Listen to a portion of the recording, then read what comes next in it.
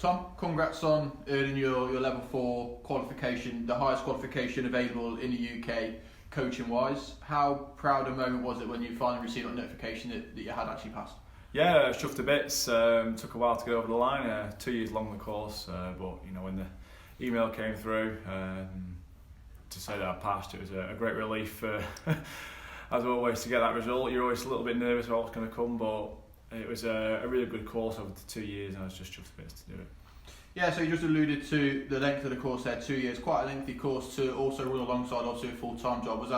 Was it difficult balancing work life and study life from time to time? Not really. I'll be honest. I'm fortunate enough to use two of the lads here as so Will Davis and Alex Evans. They were my kind of subjects for my coaching. So I was fortunate enough that I could use them within my coaching sessions to then plan my level 4 portfolio.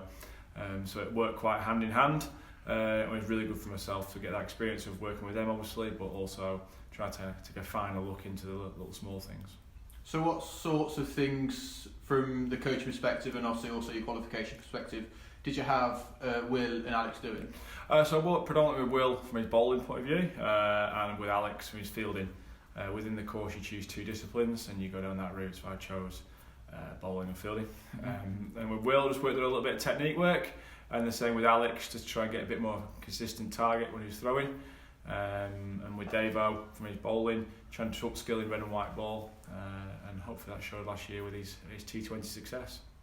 And what sort of outcome was your output? Was your work based on? Was it based on the performances that Will and Alex would then go out and put in the field, or was there some sort of academic work that you had to? Yeah, it's a bit different from previous years. So I was the first of a new cohort. So Dips Patel passed a few years ago.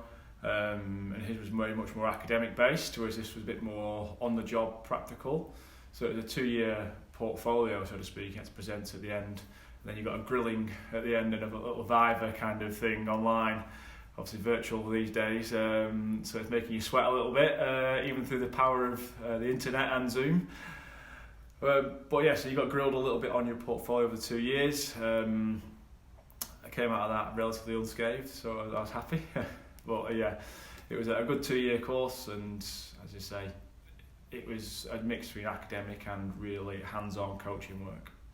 So to see Alex claim his maiden first-class wicket in his debut here at the Upton Steel County Ground and the journey through to the Vitality Blast quarter-finals last season maybe meant that a little bit more to you than it did everyone else then? No, it's just one of those things. You're always chuffed for anyone who does well, regardless of what you've been up to. Ultimately, we were trying to build on the success of last year, as you say, around the T20 quarter-final, and try and go one step further this year to finals day and hopefully win, and then within the other competitions really make a strong improvement on the last few seasons.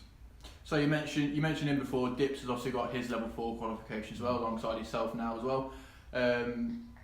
That you two sort of working in tandem with Paul Nixon, who focuses on batting and wicket keeping, the lads are in safe hands? I'd like to think so.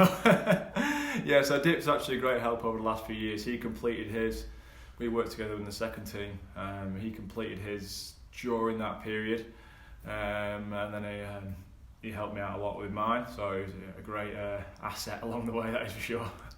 So it's been quite a whirlwind couple of years for you then, obviously joining us initially in the second team fold and then being promoted into the first team and now passing level 4. What's next for Tom Smith? Oh, hopefully win this game. One step at a time, isn't it? Really, we've had a great few seasons here. We're building nicely. You look at the squad we've got now.